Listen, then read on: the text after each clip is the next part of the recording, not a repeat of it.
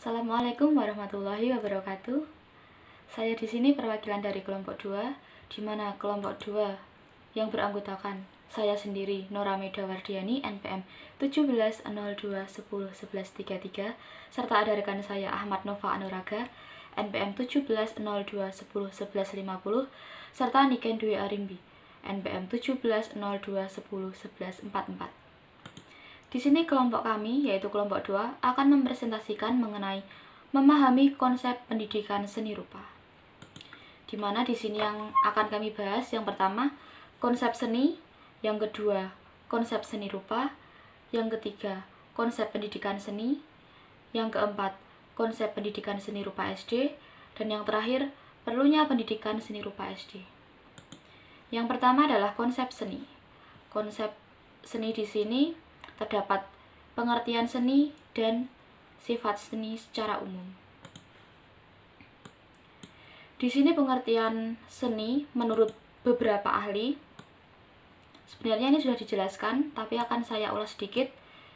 Yang pertama, menurut Ahdiat K. Miharja berpendapat, seni yaitu sebagai suatu kegiatan rohani yang merefleksikan realita dalam suatu karya yang berkat dan bentuk dan isinya, maka mempunyai suatu daya untuk membangkitkan pengalaman tertentu dalam alam rohani si penerimanya.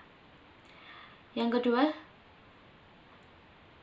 dari tokoh pendidikan nasional Ki Hajar Dewantara berpendapat tentang seni.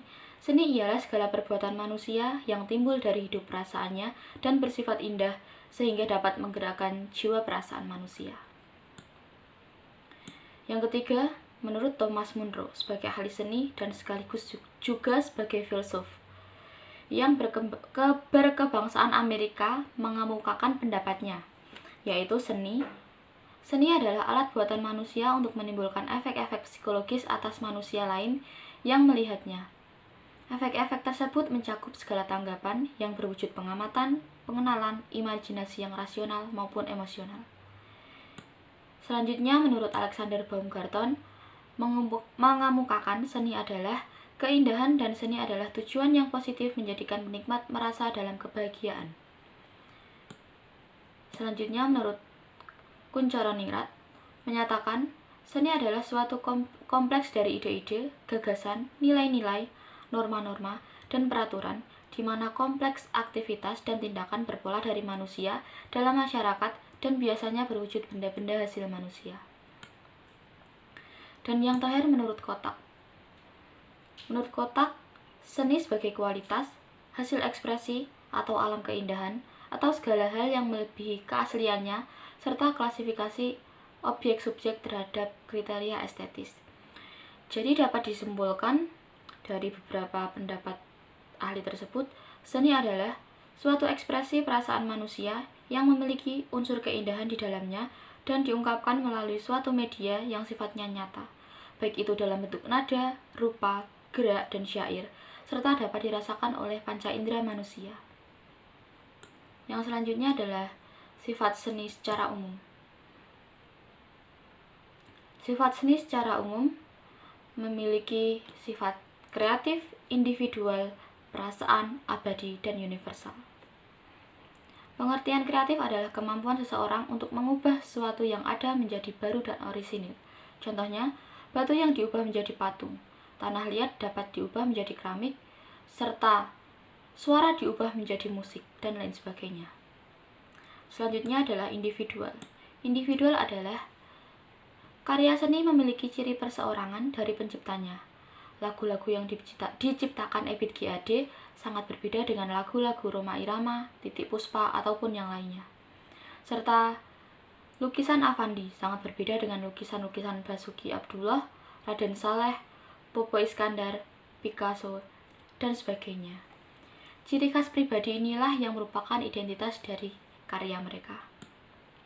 Selanjutnya, seni memiliki sifat perasaan. Pengertiannya dalam membuat karya seni selalu melibatkan emosi dan jiwa. Oleh sebab itu, untuk dapat menikmati suatu karya harus menggunakan kepekaan perasaan yang paling dalam. Selanjutnya, seni bersifat abadi atau keabadian. Sesungguhnya, semua pembuatan manusia memiliki sifat demikian, yaitu perbuatan baik atau tercela yang sudah dilakukan tidak dapat dibatalkan. Seseorang yang telah berjasa kepada kita, sosoknya akan selalu melekat sampai akhir hayat, walaupun mungkin bendanya sudah hilang di telan masa. Dan yang terakhir adalah seni bersifat universal. Artinya, seni tidak mengenal batasan waktu, bangsa, bahasa, dan lain-lain. Sebagai contoh, semua orang yang berlainan bahasa akan tertawa terbahak-bahak ketika melihat tingkah laku badut atau sirkus yang sangat lucu.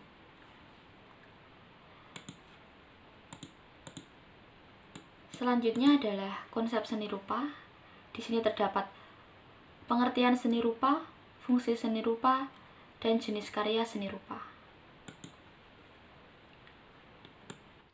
Yang pertama adalah pengertian seni rupa.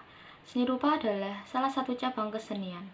Seni rupa merupakan ungkapan gagasan dan perasaan manusia yang diwujudkan melalui pengolahan media dan penataan elemen serta prinsip-prinsip desain. Seni rupa atau seni yang tampak adalah salah satu bentuk kesenian visual atau tampak yang ada tidak hanya bisa diserap oleh indera penglihatan, tetapi juga bisa dilihat oleh indera peraba.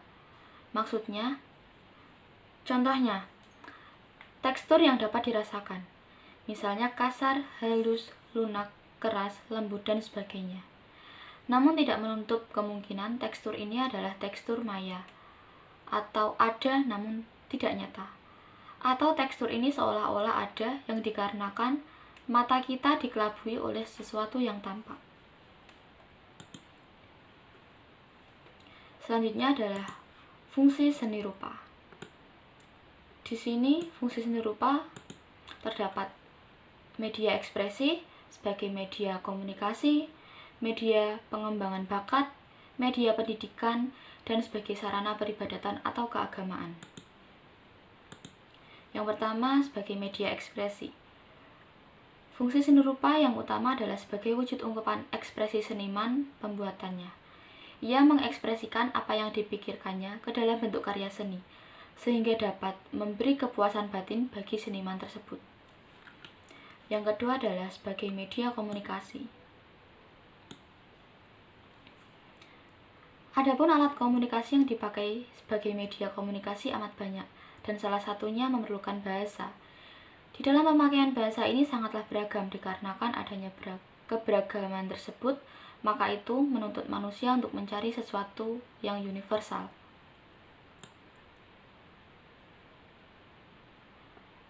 Di antara bahasa universal tersebut adalah suatu karya seni.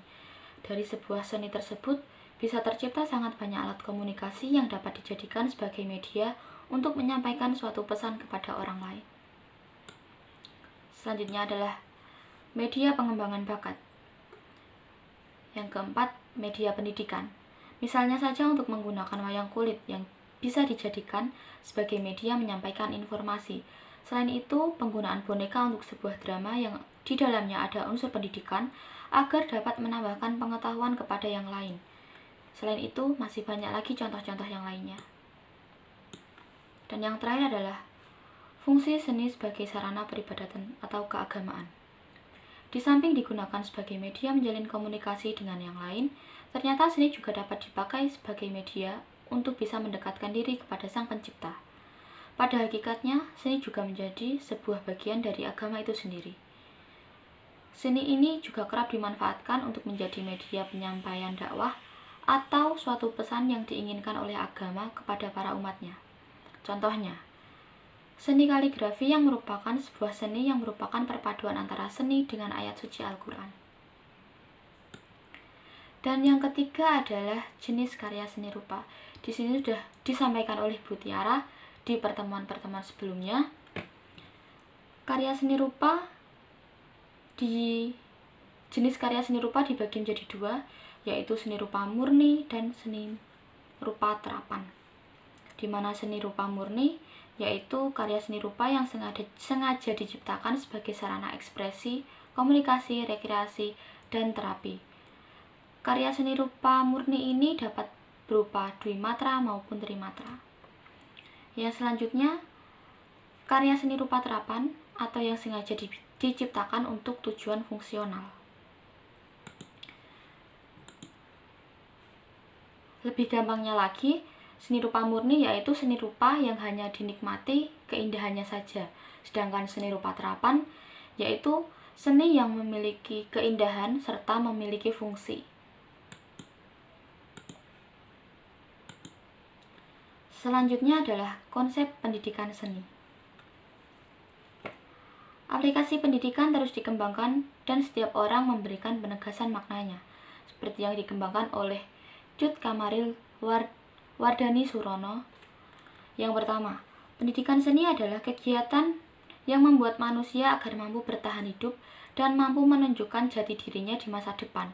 Maka kemampuan beragam bahasa atau multi-language perlu dikembangkan melalui pendidikan untuk menghadapi pesatnya perkembangan kemampuan bahasa nonverbal seperti bunyi, gerak, rupa, dan perpaduannya. Yang B, pendidikan seni adalah sebuah cara atau strategi untuk menanamkan pengetahuan dan keterampilan dengan cara mengkondisikan anak atau siswa menjadi kreatif, inovatif, dan mampu mengenali potensi dirinya secara khas atau karakteristik, serta memiliki sensitivitas terhadap berbagai perbuatan sosial, budaya, dan lingkungan. Pendidikan seni merupakan sarana untuk pengembangan kreativitas anak. Pelaksanaan pendidikan seni dapat dilakukan melalui kegiatan permainan. Tujuan pendidikan seni bukan untuk membina anak menjadi seniman, melainkan untuk mendidik anak-anak menjadi kreatif. Yang selanjutnya adalah konsep pendidikan seni rupa SD. Pendidikan seni rupa merupakan sarana untuk pengembangan kreativitas anak. Pelaksanaan pendidikan seni dapat dilakukan melalui kegiatan permainan dan lain sebagainya. Tujuan pendidikan seni dapat dilakukan melalui kegiatan permainan. Tujuan pendidikan seni bukan untuk membina anak menjadi seniman, melainkan untuk mendidik anak-anak menjadi kreatif. Dengan demikian, dapat dikatakan seni dapat digunakan sebagai alat pendidikan. Pendidikan seni rupa adalah pengembangan keterampilan menggambar, menanamkan kesadaran budaya lokal, mengembangkan kemampuan apresiasi seni rupa, menyediakan kesempatan, mengaktualisasikan diri, mengembangkan penguasaan disiplin ilmu seni rupa, dan mempromosikan gagasan multikultural.